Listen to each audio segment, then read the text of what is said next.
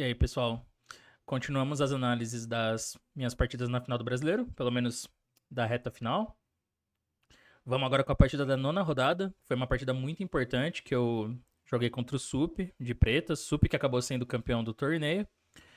Mas vou mostrar aqui como é que estava a situação na rodada, nesse momento, no emparceramento, né? Então, eu joguei com o Sup de Pretas. Nós éramos os únicos dois com 7 pontos. Inclusive, essa era uma partida que, como eu disse no vídeo anterior, eu esperava ter jogado um dia antes. Eu achei que eu já ia dobrar pretas contra ele, mas ainda joguei com diamante. Mas sabia que era uma partida que ia vir cedo ou tarde, né? Se eu quisesse brigar pelo título pelas primeiras posições, em algum momento eu ia enfrentar o Sup, porque ele tava ali em cima também. E foi na nona rodada. Então a gente tinha os dois com 7 pontos, tinha pouca gente com 6,5, né? Lucas, Jung, Alício Pinheiro, MF do Ceará, e o Fear com 6,5. E essa partida acabou empatando, né? Aí foi quando o Lucas ganhou, Fiera empatou, foi pra 7, a gente ficou os três com 7,5. Bom, é uma partida dura. Sempre que eu enfrento o Sup é difícil. Ele é um cara muito forte, né? Não é à toa que tá como número 1 do Brasil. E, bom, ele venceu o Campeonato Brasileiro em 2021 também, então é um cara que tá aí já há alguns anos bem consolidado como número 1 ou número 2 do Brasil, sempre nas primeiras posições. É um cara que perde muito pouco, ganha torneios, então, enfim, a gente já conhece, né? Sabe que é sempre duro jogar contra ele. Eu tava esperando E4 nessa partida e foi E4 que ele jogou. Passei bastante tempo preparando, mas ele acabou me surpreendendo, por incrível que pareça, né? Foi uma Najdorf. Então, C5, cavalo F3, D6, D4, C por D4, cavalo D4, cavalo F6, cavalo C3, A6 e bispo E2. Por que me surpreendeu, né? Porque o Sup jogou assim comigo o ano passado, no torneio Magistral Osasco 60 anos, que foi o torneio que eu fiz a última norma de GM. A gente jogou uma partida também muito dura, que eu fiquei perdido, depois consegui resolver minha posição, ficou igual, depois eu fiquei perdido de novo e acabei escapando com um empate, acabei me salvando. Essa partida eu analisei no canal, porque eu analisei todas as partidas do Magistral. Quem quiser pode dar uma olhada depois. Mas justamente por isso, eu esperava que ele fosse jogar outra coisa. Não achei que ele fosse repetir, né? Eu parti do princípio simplesmente de que, como ele já jogou Bispo P2 na Najdorf comigo e. Bom, a partida empatou, mas isso é meio irrelevante, tá? Ele teve uma posição boa. Mas assim, eu pensei, bom, o fato dele ter jogado já contra mim significa que ele não vai repetir, ele vai jogar alguma outra coisa pra não ser previsível, né? Mas ele repetiu o Bispo P2.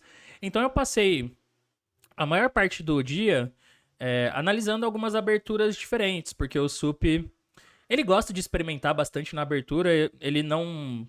Eu já percebi que ele não gosta assim, de ficar discutindo teoria. Ele não gosta de entrar em coisas que são muito forçadas, muito teóricas, porque a força de jogo dele é prática, né? E ele é um jogador criativo. Então é mais negócio pra ele fugir da teoria do que ficar discutindo teoria. O Fear já tem um estilo oposto, assim, o Fear gosta de discutir teoria, porque ele prepara, ele fica tentando achar erros ali nas análises e tal, então, do jogador, né, furos no repertório, ele tenta pegar esses furos. O Sup, ele tenta sair mais da abertura e já ir pra uma posição jogável. Por exemplo, contra o Fear, duas rodadas antes, ele jogou, ele de brancas também, jogou assim, cavalo F3, cavalo C6, e aqui ele fez H3, logo no lance 3, né, que, bom, tem algumas ideias, ele sempre tem ideias quando ele joga essas coisas, tal. O Sup não joga assim, tipo, inventando na hora. Ele analisa bem as posições. Às vezes é uma ideia sutil, às vezes é uma ordem um pouquinho diferente, ele tá querendo dar um drible, levar para outro tipo de posição, mas ele sempre tem uma ideia por trás desses lances. Então eu fiquei mais checando ordens diferentes, coisas mais exóticas que eu achei que tinha chance de cair. Mas ele abriu a Najdorf. Em 2021 em Cuiabá também enfrentei ele de pretas na final de 2021 e ele jogou bispo B5 cheque. Mas aqui ele abriu CD e aí veio o bispo E2. Mas assim, apesar do que eu disse, eu foquei mais em aberturas mais estranhas que eu achei que ele podia tentar. Mas eu chequei também o bispo E2 por desencargo de consciência. Eu pensei assim, não, deixa eu olhar, porque, bom, vai que cai de novo a posição, né, pra eu não ficar perdido igual eu fiquei na outra partida. Então a gente seguiu uma teoria muito principal aqui. E5, cavalo B3, bispo E7. Ele jogou bispo E3, que é uma ordem, a mesma ordem que ele jogou comigo em Osasco. Aqui bispo E6. Só explicando um detalhe simples dessa ordem, mas importante de saber para quem joga Najdorf, é que quando ele joga bispo E3, se as pretas rocam na hora, assim, você que joga Najdorf, presta atenção nisso. Se roca rápido, as brancas aproveitam o fato de que o rei ainda tá em E1 para jogar G4 aqui. Então ele começa a lançar um ataque na ala do rei. Tem uma partida muito conhecida que é Carlsen e Nakamura nessa ordem. Aí o Nakamura joga bispo E6, Carlsen manda G5, cavalo FD7, dama D2. E as brancas rocam grande. Então no fim ele muda de ideia, né? Ele roca grande, joga com H4, H5 e vai pra ala do rei pra fazer um ataque de mate. E o Carlsen ganha muito bem essa partida, ele ganha por ataque mesmo, é uma partida muito boa. Então a dica é, se jogar bispo E3, você faz bispo E6. Você não roca, espera as brancas rocarem. Aí ele mandou cavalo D5, que é uma outra ordem que tá na moda também, e ele já tinha jogado assim comigo em Osasco. Então, eu fiz cavalo BD7. Aqui, se tomar em E4, leva bispo B6 e depois cavalo C7, né? Vai ficar com torre a menos. Então, primeiro joga cavalo BD7, controlando a casa B6. Agora eu tô ameaçando tomar em E4. Aí ele jogou dama D3. Ele tem que defender o ponto E4, né? E aí foi, agora sim, roque. Mas por que agora dá pra rocar? Porque ele não tem G4 nessa posição. A casa G4 tá bem controlada. E também ele já jogou cavalo D5, é outro tipo já de jogo, né? Aí ele fez roque pequeno. Se ele tenta rocar grande aqui, insistindo, né, num plano de jogar na ala do rei, é possível, tá? Esse lance aqui não é exatamente ruim, não. Ele tem suas ideias, tem seu veneno. Mas aí as pretas jogam bispo D5, aí D5 cavalo B6. E ele não tem um jeito tão bom de defender D5. C4 aqui é perigoso, né? Porque cavalo por C4, por exemplo, e torre C8 ou torre C8 direto já é bom. Então ele tem que... Ou ele sacrifica o peão em D5, ou ele joga bispo F3, só que nesse caso torre C8 e o cavalo tá indo pra C4. Aí as pretas têm uma posição boa, assim. A posição das pretas é bem, bem tranquila. Mas tem teoria aqui também, tem que conhecer. Mas ele jogou rock mesmo. E agora, como ele já rocou pequeno, eu tomo em D5, até porque aqui as brancas estão ameaçando jogar C4 já.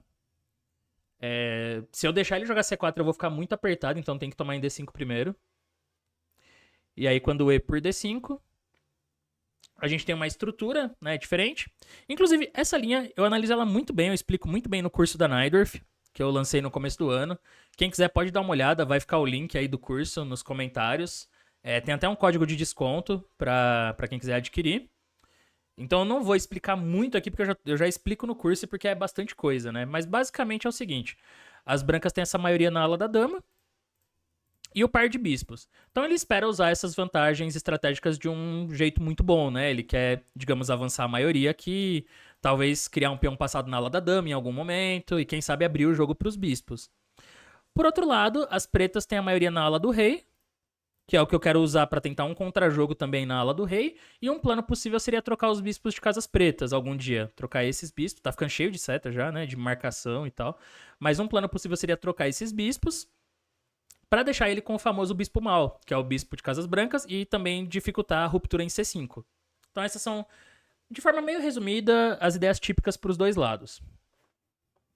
Eu joguei torre C8, que é um lance bem natural. Ele fez C4 aqui. Uma das ideias de torre C8 é poder jogar cavalo B6 e cavalo C4. É uma possibilidade. Então ele já joga C4 antes, né? Pra depois não ficar mais difícil de avançar o peão. E aí a gente tem essa primeira posição interessante. Porque a gente chegou nessa posição também no torneio de Osasco, do ano passado.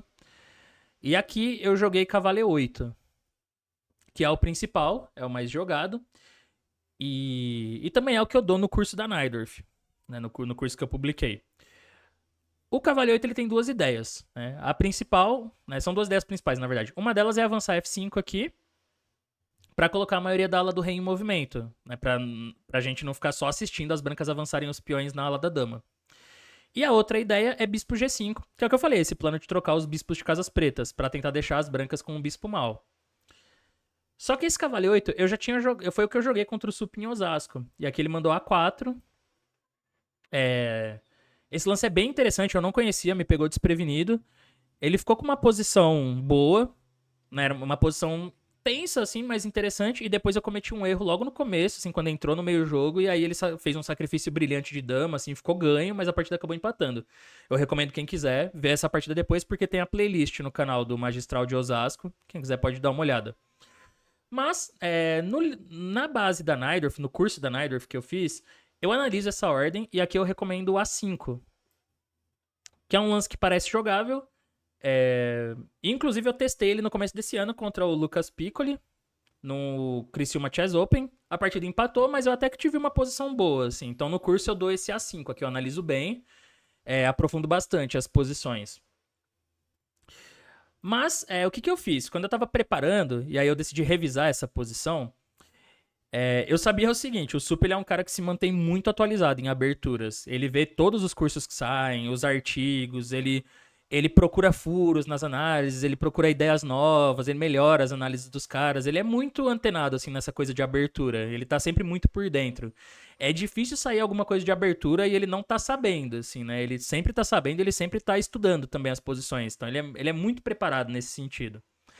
Eu tinha certeza absoluta que ele tinha visto o meu curso, com certeza, né? Ele com certeza viu a recomendação que eu dou, ou, né, ele aprofundou também as linhas. Então eu decidi jogar de outra forma. Eu vi um outro curso recente que recomendava A5 nessa posição. Mas não que eu achava que isso ia surpreender ele, tá? Como eu disse, eu já sei que ele é um cara bem preparado e que ele fica muito por dentro dessas coisas, ele tá sempre muito bem informado. Então eu não tinha esperança de que, por exemplo, ele não teria visto esse curso que é do Sheparinov, um outro especialista de Najdorf e um GM búlgaro, que é muito especialista na Najdorf também. Eu tinha certeza que ele ia ter visto o do Sheparinov, até porque o Sup joga Najdorf também, né? Então ele conhece as posições de brancas e de pretas. Mas eu achei que o A5 pelo menos podia pegar ele menos atento. Tipo assim, com certeza ele ia ter analisado o A5, mas ele não ia estar esperando mais. Assim, acho que ele estaria esperando mais o Cavaleiro 8, A4 e A5, que foi o que eu joguei com ele e é o que eu publiquei no meu curso também.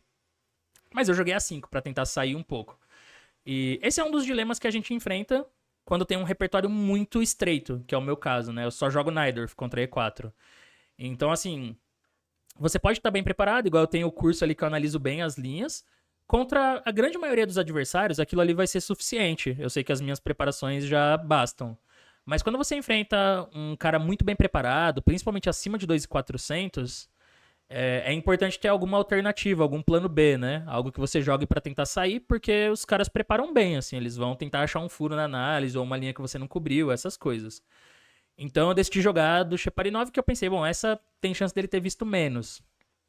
Mas depois da partida ele me falou que ele tinha conferido as duas no dia. Tanto o material do meu curso, que é a linha com cavalo 8, como a do Sheparinov, e ele viu que dava pra jogar a posição mesmo assim. Então eu joguei A5. Aqui ele fez... Bom, a ideia do A5 é que às vezes dá pra jogar A4 expulsando o cavalo e depois jogar cavalo C5. Também outro ponto é que eu não descoordeno tanto a minha posição como com cavalo E8, né? Cavalo E8, assim, era considerado o melhor lance nessa posição, mas essa linha com A4 é um pouco chata, né? Tanto que contra o Sup, acho que eu joguei bispo, eu joguei F5 e aí ele fez A5 mesmo, assim. E aí ele ficou com uma vantagem de espaço na ala da dama que acaba sendo um pouco chata. Isso na partida anterior que a gente jogou, né, em Osasco. Então A5, por exemplo, já evita esse avanço do peão de A e às vezes dá pra jogar A4 e cavalo C5, dá pra tentar ganhar uns tempos aí. Mas ele jogou rápido ainda RH1, que é um dos lances também analisados pelo Sheparinov. Bom, nessa posição tem assim vários lances que as brancas podem fazer, tá? Eu não vou aprofundar muito nisso aqui, porque senão a gente fica o vídeo inteiro falando só de abertura. Mas só pra vocês terem ideia, ele pode jogar a torre de AD1, ele pode jogar a torre de AE1, ele pode jogar torre C1, ele pode jogar A4, ele pode jogar F4. Tudo isso são alternativas que as brancas podem jogar. Não todas levam a uma vantagem, mas são lances que ele pode considerar. E as pretas têm que saber como responder cada um desses lances. E rei H1 é o mais chato, né? Parece estranho tirar o rei super rápido, mas é um lance profilático útil. Tanto se ele quiser jogar F4 ou F3 lá na frente, como às vezes, inclusive, eu desconfio que dá pra ele considerar G4 com o rei em H1. Ele pode jogar tipo G4, G5 e torre G1. Eu imagino que essa ideia também é possível com o rei em H1. Então é um lance mega profilático, mas bem flexível também, e ele tem algumas ideias interessantes por trás. E aqui eu comecei a pensar bem já, porque tem um problema nessa posição, né? Eu comecei a ter dúvidas já de qual era o meu lance, porque como eu disse, eu fiquei mais focado em linhas que eu achava que tinha mais chance dele jogar, que eram umas ordens diferentes. Eu não foquei tanto assim numa variante principal. Eu não achava que ele ia jogar bispo E2. Eu revisei porque falei, bom, se cair eu não posso estar desprevenido, né? Então eu vi esse A5. Mas eu não fiquei prestando muita atenção nas posições. Eu fui passando meio rápido e tentando entender alguns padrões, assim. Só que nessa posição, tem, tipo, 3 lances mais ou menos. Não vou dizer forçados, mas sim, 3 lances que meio que as pretas vão fazer a qualquer momento. Que são B6, pra reforçar o controle na ala da dama, principalmente da casa C5. Cavalo E8. Ah, não, na verdade sim, vamos dizer. Deixa eu explicar melhor aqui. Primeiro, tem alguns lances temáticos, que as pretas vão acabar fazendo uma hora ou outra. Então, esses lances temáticos quais são? B6, para reforçar o controle na ala da dama e principalmente dificultar a ruptura em C5. O defeito do B6 é enfraquecer a casa C6 muitas vezes. Tem cavalo E8, que é um lance que eu já expliquei. Ele tem essas ideias temáticas, né? De avançar o peão de F e de tentar trocar os bispos de casas pretas. Tem também G6, que é um lance meio comum para apoiar o avanço do peão de F. Então, assim, esses lances eles são meio que naturais, só que tem também 2 grandes planos, assim, 2 planos principais maiores que as pretas podem escolher. Que são ou jogar com o cavalo E8 e tentar avançar os peões da ala do rei, tipo G6 e F5, jogar pela iniciativa na ala do rei. Ou jogar com torre E8, bispo F8, G6, passar o bispo para G7 e depois tentar avançar na ala do rei. Ou seja, primeiro o preto reorganiza as peças e depois tenta buscar um contrajogo na ala do rei. Então tem esses 2 planos típicos. E eu vi muitas linhas, eu vi muitas análises e eu lembrava que em algumas posições o Sheparinov mandava jogar cavalo E8. Só que em outras ele mandava jogar torre E8. E nessa hora eu não tive certeza se eu devia jogar torre E8, cavalo E8, G6, B6. É uma situação difícil, assim, né? Porque meio que esses lances parecem jogáveis quase todos, mas em termos de precisão da abertura, né? De jogar do jeito mais preciso, às vezes você faz algum pequeno comprometimento nessa hora. Tipo, se você erra a ordem, talvez você não perca por causa dessa ordem. Mas muitas vezes a sua posição pode ser já mais incômoda, porque você não jogou a ordem mais precisa. Esse é o problema de jogar posições como aberturas como Najdorf, que são muito concretas. Então, às vezes assim, se você erra, você faz uma pequena imprecisão, pro computador tá beleza, tá jogável ainda, porque o computador vai defender, mas para um ser humano pode ser muito difícil. Então aqui eu comecei a ter dúvidas, eu não lembrava contra a RH1, por exemplo, o que jogava. E eu fiquei pensando e tentando entender as diferenças. E no fim das contas, eu não consegui me decidir, mas aí eu pensei, bom, vou fazer a jogada que eu acho que compromete menos a minha posição. E joguei torre 8. Pensando de forma lógica, eu pensei assim, bom, torre 8... Eu deixo a torre bem colocada pro caso dele jogar com F4, então o F4 já não vai chegar tão legal, porque a torre tá bem colocada. E depois eu posso tentar o bispo F8, G6 e bispo G7, que é um plano sólido. Ele não é um plano tão agressivo quanto aquele de tirar o cavalo E8 e F5 e tal, mas ele é um plano bastante sólido. Minha posição não deve ser ruim dessa forma. Mas eu entendi também o quê? Que quando eu jogo torre 8, eu perco o plano de cavalo E8. Eu perco essa ideia, né? De jogar cavalo E8 e F5. Então a principal dúvida que eu tive era se eu devia jogar G6 ou não aqui. Essa foi uma dúvida muito grande que eu tive. Cavalo E8, eu acho que não é tão legal, porque as brancas têm bispo G4. E agora ele tá ameaçando tomar em D7 e depois tomar em A5. Eu começo a ter esse tipo de problema. E eu não consigo jogar F5 ainda, né? Então cavalo E8 direto eu sabia que não era muito bom. Mas G6 era uma possibilidade, porque G6 é um lance que eu mantenho os 2 planos em aberto. Pode parecer, assim, de um ponto de vista lógico, que era melhor ter jogado G6, porque eu fico pronto tanto para jogar torre 8 e bispo F8, se eu quiser, como cavalo 8 e F5 também. Também fico bem colocado para esse plano. Só que eu comecei a ter dúvidas, né? Eu pensei, por exemplo, F4. Aí eu falei, putz, essa posição aqui eu não sei. Se eu jogar E por F4 e bispo F4... Aí já abriu a coluna F e eu enfraqueci as casas pretas na ala do rei. Além disso, o cavalo dele ganha a casa D4. Então ele pode pular com o cavalo para D4 e B5, por exemplo. E isso já começou a me parecer um pouco... Assim, um pouco chato, né? Levemente incômodo. Eu já comecei a ter um pensamento um pouquinho pessimista nessa posição. Se eu faço cavalo E5, aí dama G3. Aí eu não tenho cavalo H5 aqui, né? E ele tá vindo com cavalo D4. Mas tem cavalo por C4. Então também não era o fim do mundo, assim. Eu tinha esse cavalo por C4 ainda na posição.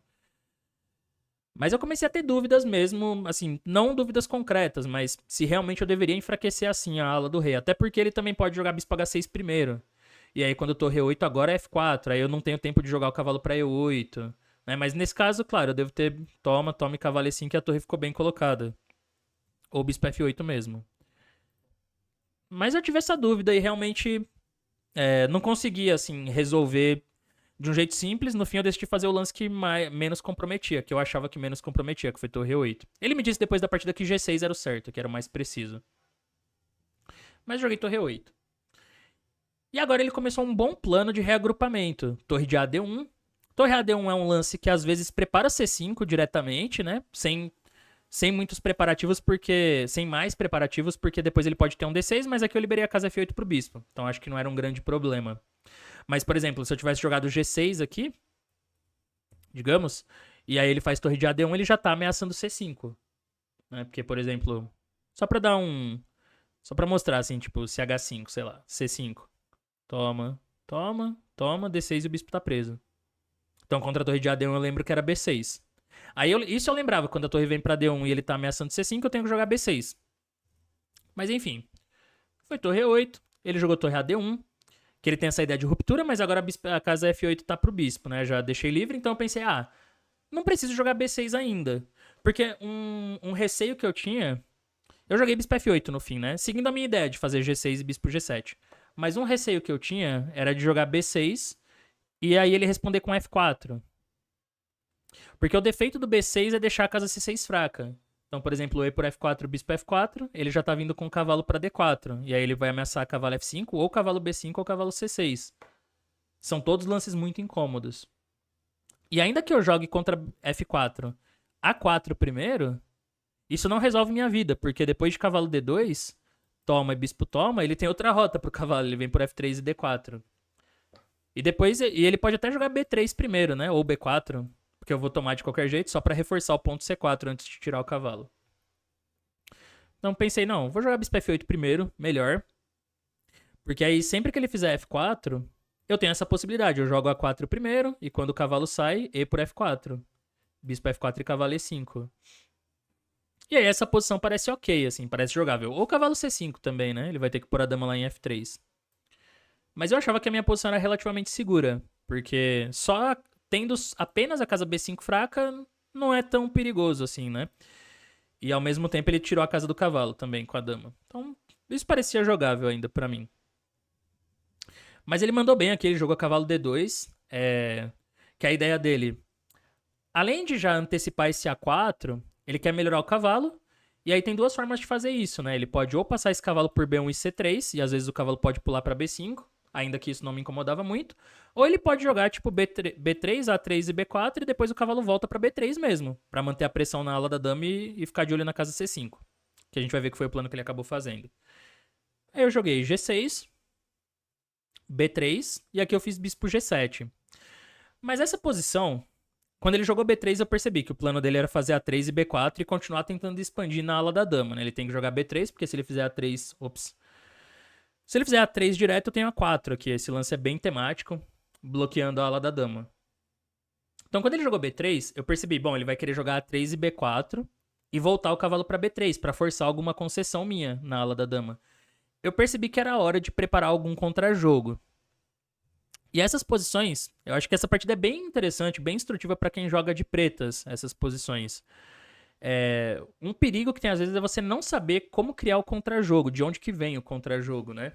Então, por exemplo, aqui não adianta jogar dessa forma, cavalo C5. Porque depois de dama B1, ele tira essa dama pra B1, que tá tranquilo, e aí cavalo FD7, né? Parece que as pretas ganharam tempo e vão jogar F5. Parece que tá tudo beleza. Só que joga A3 aqui. E aí quando F5, B4, A por B4, A, B4, se eu já tivesse com o cavalo em F6 e pudesse voltar o outro pra D7, ok, posição jogável, mas não é o caso, o cavalo tá em D7, porque eu tive que tirar ele pra avançar o peão. Então eu tenho que voltar o cavalo lá pra A6 e essa posição já parece estranha. Talvez não esteja perdida ainda, tá? Talvez não seja pior nem nada. Mas o cavalo com certeza não tá bem em A6. Ele tá controlando C5, mas só isso também. E depois que ele jogar um lance como tipo F3, só pra liberar uma casa pro bispo, ele vai ter todo o tempo do mundo pra melhorar a posição. Digamos, dama B3, cavalo B1, cavalo C3, cavalo B5. E um dia as brancas vão encaixar C5 aqui. Quando ele encaixar C5, aí a coisa vai ficar feia. Então eu pensei num outro tipo de contrajogo, que é bem comum, que dá pra buscar um outro plano nessas posições, que é jogar H5. Então o que eu fiz? Eu joguei assim, bispo G7, e quando A3, aí H5. Porque esse lance, ele cria ameaça de cavalo G4, né, pra tentar prender o bispo de E3. Mas qual é a segunda ideia desse lance?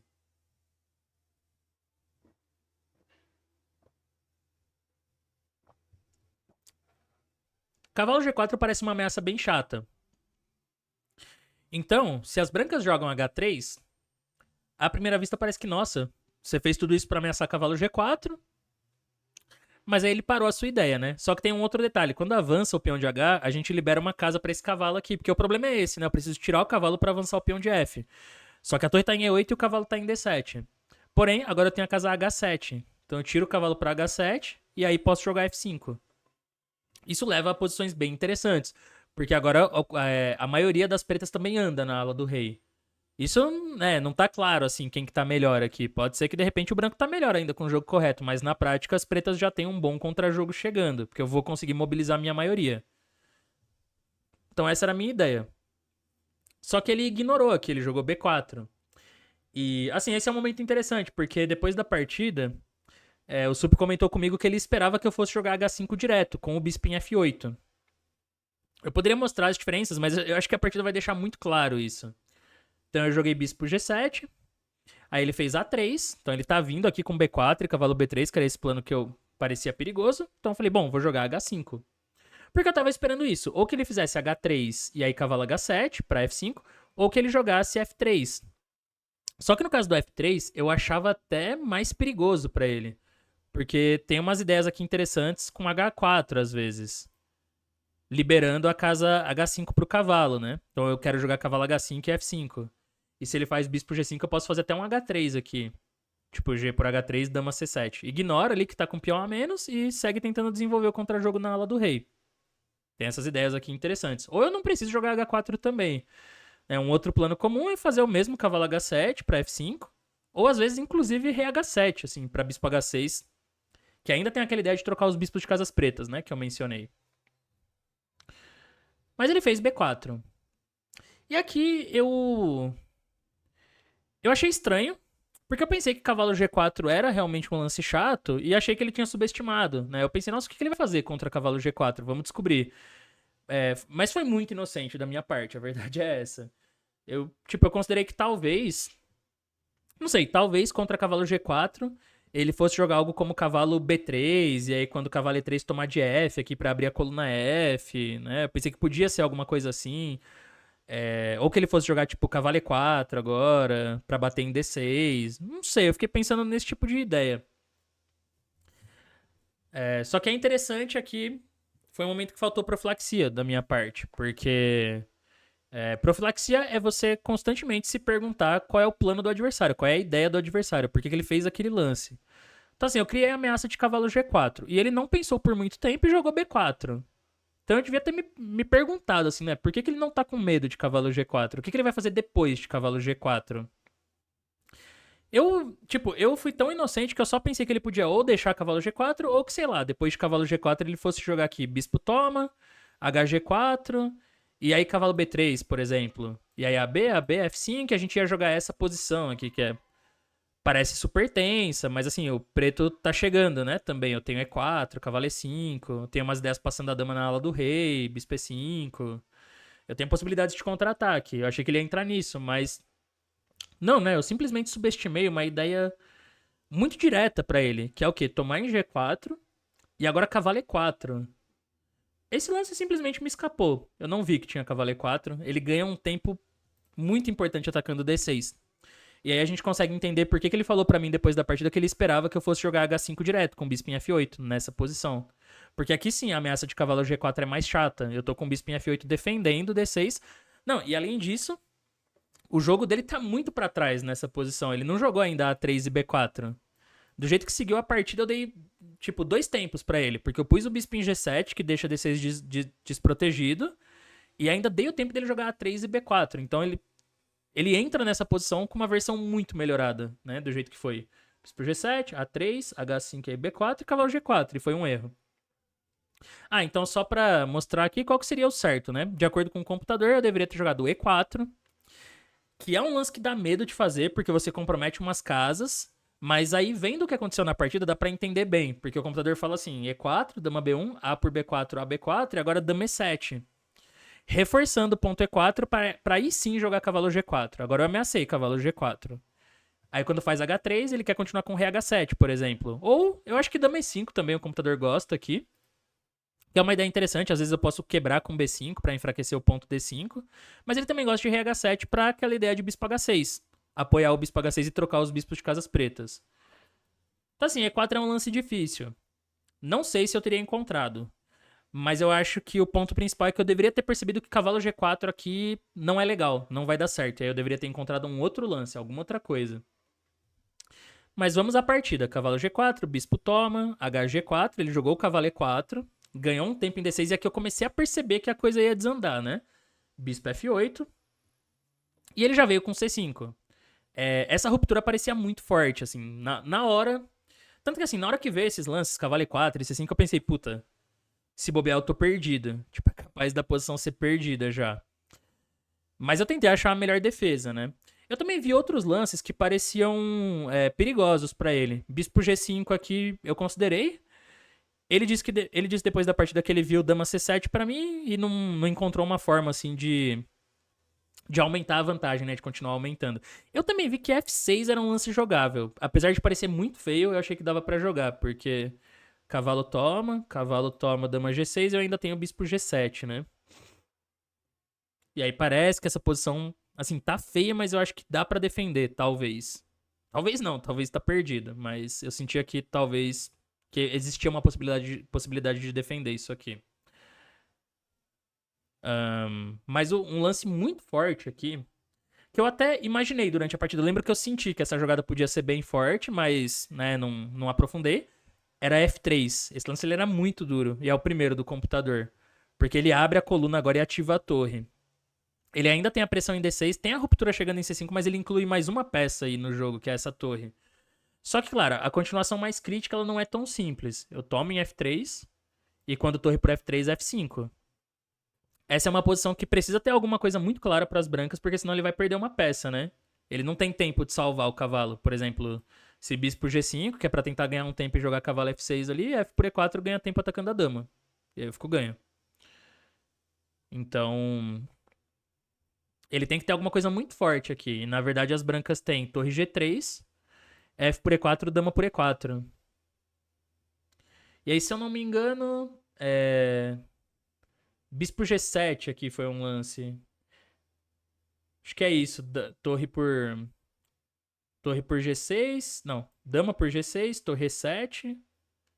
E joga essa posição aqui, torre F1. Mas é uma posição que não é tão simples, porque o computador ele manda simplesmente ir atacando. Tipo, vai atacando lento, né? Não, na verdade aqui tem dama F6. Eu acho que até que é outra ordem. Eu tô até confundindo a posição.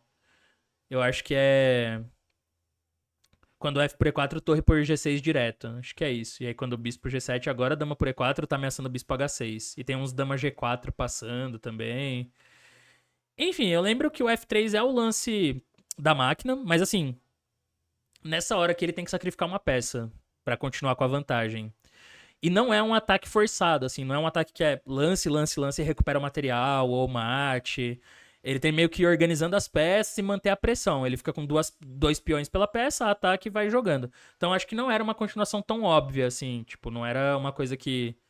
Tá muito claro que ele fica ganho com essa continuação. Não era desse jeito. Então ele jogou C5. E aqui, assim, eu sentia que a minha posição era muito difícil. Percebi que ele tinha um golpe nessa posição, que é um golpe muito perigoso. Se eu tomo em C5, ele joga dama B5. E isso meio que acaba com a partida. Porque ele tem uma ameaça. Ele tem duas ameaças simples aqui. Uma delas é simplesmente retomar em C5. Assim, se ele retomar em C5, ele fica ganho, né? Ele fica com dois peões muito fortes ali em C5 e D5.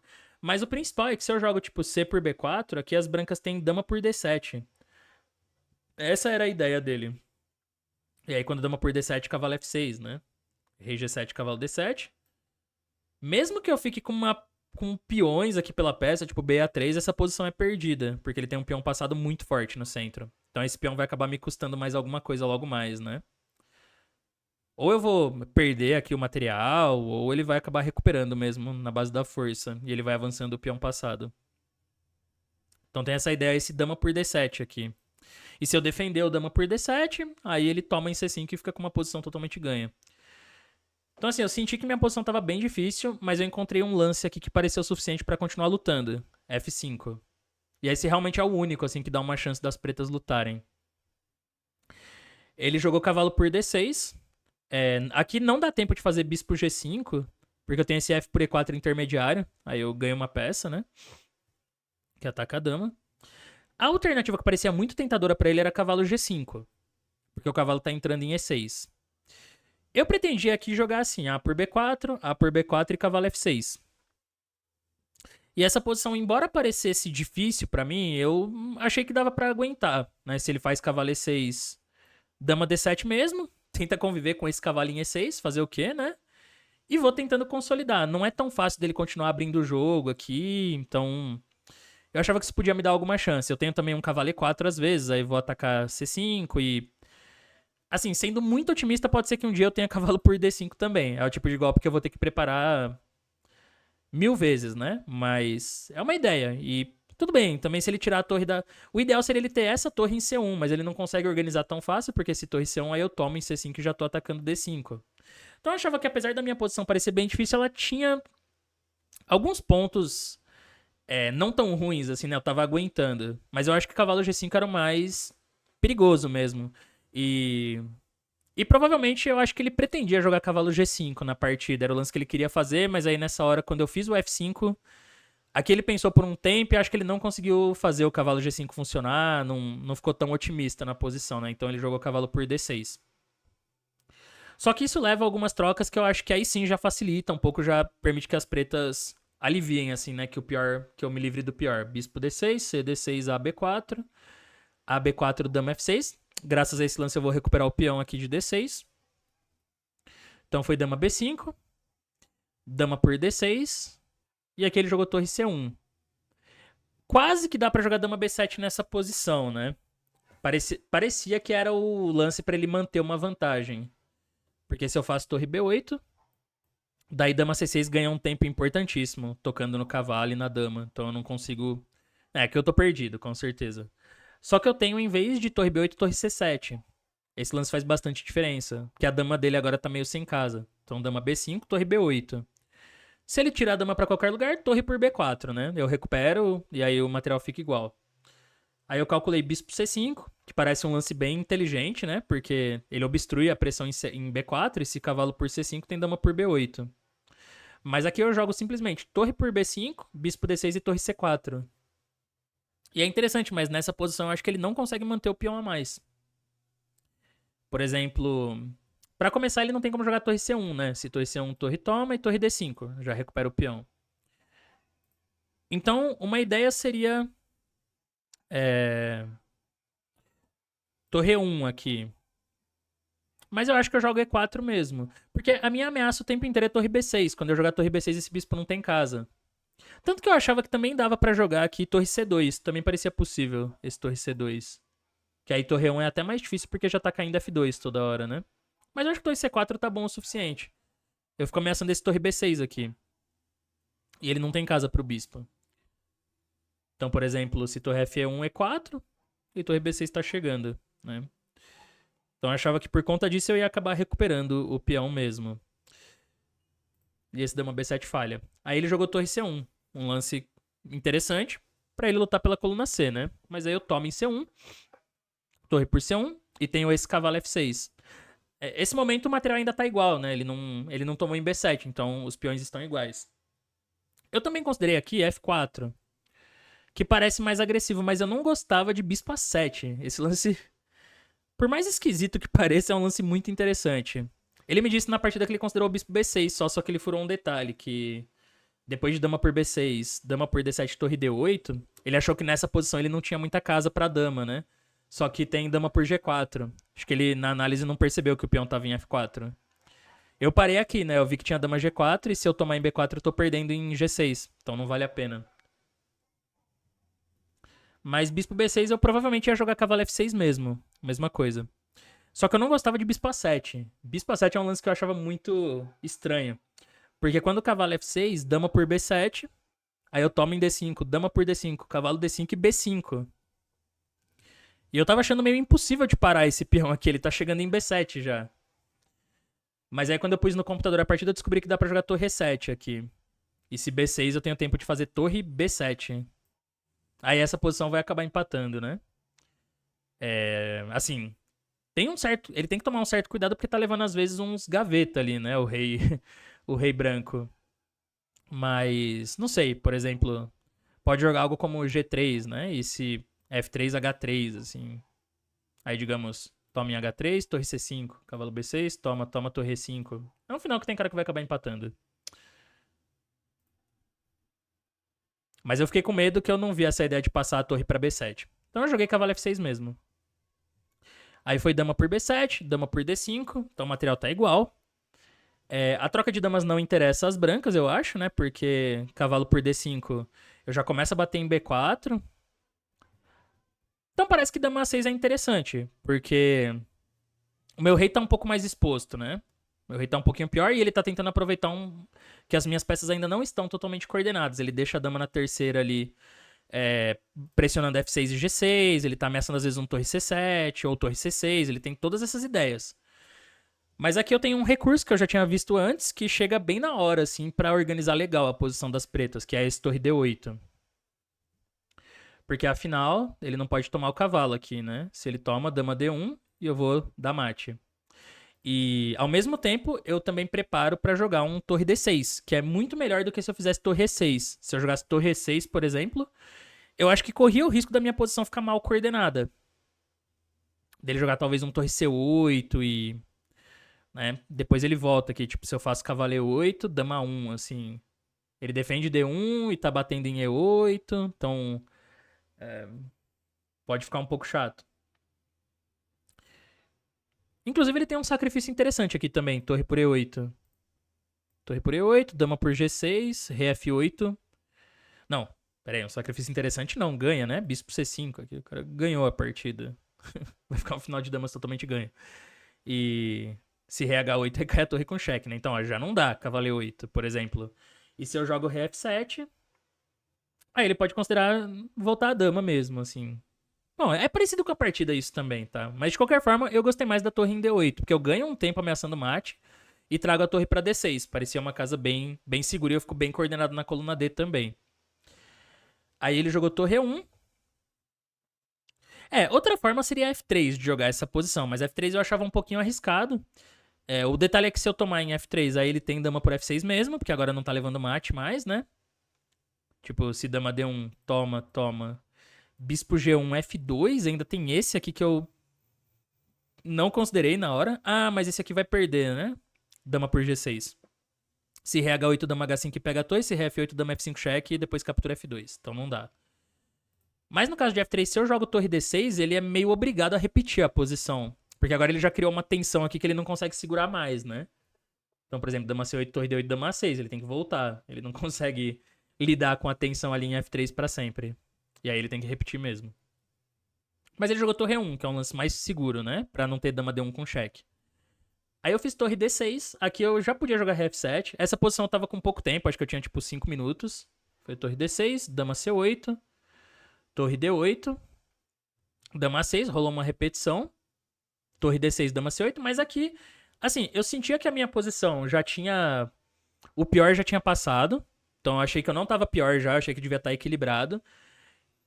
Então eu queria até lutar por mais. Mas assim, ao mesmo tempo, eu sentia que, tipo, eu equilibrei provavelmente, mas também não parece ter nenhuma razão pra eu estar melhor aqui. Ele tem um peão passado, ele tem torre bispo, então a minha única compensação é que o rei dele tá meio preso lá em H1 e ele ainda não conseguiu coordenar a posição do jeito que ele gostaria. Mas eu pensei, bom, a minha melhor chance é se eu continuar jogando e torcer pra ele não perceber que a posição não tem vantagem mais pras brancas, né? Pra ele continuar forçando, assim, digamos. E talvez nessa de forçar ele se arrisque um pouco mais da conta, assim, mais do que deveria, e eu posso ter alguma chance. Então eu deixei de repetir aqui, eu joguei ré F7. Só que é interessante porque nessa posição ele jogou bispo C5. Ele falou pra mim depois o seguinte, que na verdade ele não queria repetir. Ele queria seguir jogando também o sup. Só que quando eu joguei torre D6, dama C8 e torre D8, ele já deveria ter voltado essa dama pra C2. Ele já queria fazer isso. Voltar a dama aqui, porque eu não tenho F4 nessa posição que tá caindo G6, né? Então eu teria que jogar rei G7 ou rei F7 mesmo. E agora ele tá um pouco mais coordenado. Tipo, com a dama controlando a casa D1, ele pode jogar torre B1, tentar avançar o peão, trazer o rei, assim, pra não ficar levando esses mates de oitava fila, essas coisas. Só que ele acabou repetindo, mais uma vez, ele jogou um dama A6. E aí, quando eu joguei torre D6, dama C8 e rei F7, ele já sentiu que não era a mesma coisa, dama C2. Porque nessa posição é diferente, né? O meu rei já tá em F7 e eu tô com a torre vindo pra C6, por exemplo. Então ele sentiu que ele tinha melhorado a minha posição de graça, assim, a posição das minhas peças. Por isso que ele não entrou nisso. Aí ele jogou, tipo, ele achou que aqui eu já teria, sei lá, cavalo E4, ou F4, ou torre C6 mesmo. E isso poderia já deixar as pretas com um jogo mais confortável. Então ele não jogou dama C2 nessa posição. Mas é interessante porque talvez se eu tivesse... Que era exatamente o que eu queria, né? Que ele seguisse jogando pra talvez ele tentar arriscar um pouco. Porque pode ser que ele quisesse arriscar ainda. Mas aí ele viu que agora a dama C2 já não era mais do mesmo jeito. Então ele jogou bispo C5. E eu quase caí na armadilha, tá? Essa posição eu vi que muita gente também comentando em alguns vídeos ou live, tipo, pensaram que nessa hora eu tinha um ganho. Só que não tem ganho aqui, tá? Eu pensei que eu tinha dama D1 nessa posição. Mas nessa hora, pelo menos nessa hora, pra compensar o momento anterior da partida, eu não fui tão inocente. Porque eu vi, eu tô ameaçando mate aqui, e ele não tem como jogar torre G1, por exemplo. Torre G1, dama por G1, rei G1 e torre D1, mate. E também não adianta ele tentar jogar, tipo, um cheque, assim, dama C7, porque eu faço cavalo D7. E é uma posição interessante, né? Porque a minha torre tá atacada e a dama também, mas eu tô ganho. Só que ele tem um recurso aqui bem bonito, dama F8. Esse recurso é... Esse é doido, né? Dama F8. Se eu tomo a dama, torre por D1, e eu não tenho mate, porque minha torre ficou cravada.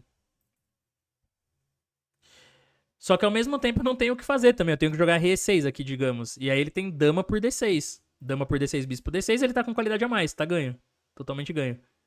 Então eu percebi que dama D1 levava esse dama F8. Aí aqui eu vi que realmente eu não tinha alternativa além de repetir, né? Joguei torre D8. Dama C7, cheque, torre D7. E ele fez dama B8. Que é um lance bem preciso também. Porque se ele joga dama C8 de novo... Aqui dá pra tentar dama D1. Aqui é diferente, porque a torre não tá em D6. Então, quando dama F8, rei E6, ele não tem nada melhor do que dama E7 nessa posição. Porque ele não tem como defender a torre em E1, né? Então ele tem que jogar dama E7, torre por E7, torre por D1. Aí agora eu ia jogar torre D7 e tentar jogar esse final. Que é um final que eu acho interessante porque ele não consegue avançar o peão tão facilmente. Que o bispo dele tá meio sem casa, assim, depois que eu jogar cavalo E4. Ele fica com o bispo meio preso. Mas aí ele fez dama B8, que é bem preciso nesse sentido, porque se eu jogo dama D1, simplesmente dama por E5. Aí eu até tentei insistir um pouquinho, tipo, cavalo E4 parece um lance possível, né? Porque o cheque em E7 tá controlado, tá tudo controlado, mas ele tem esse, dama A1. E aí não adianta, né? Aí ele conseguiu defender a posição e tá tranquilo já.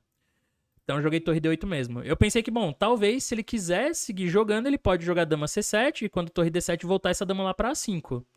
Porque a dama fica defendendo a torre, né, às vezes. Mas aí eu acho que também não tem tanto sentido pra ele entrar nessa posição, porque eu vou mandar cavalo E4 e eu tô ficando bem ativo aqui e ele tá meio descoordenado. Então nessa hora ele repetiu mesmo com dama B8 e aí a partida acabou empatando. Pra vocês terem ideia, o computador aqui, ele dá um plano pra jogar pra ganhar a posição. Mas é meio bizarro.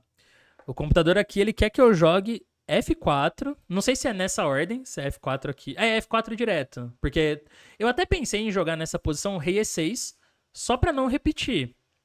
Mas aí eu pensei, pô, quando ele joga. Ele tem no mínimo esse, dama B6 e o meu rei tem que voltar, ele repete, né? E mesmo assim eu não consegui ver um plano depois de rei E6.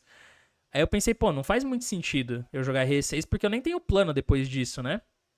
Só que na realidade tem uma ideia aqui. O computador ele manda jogar F4.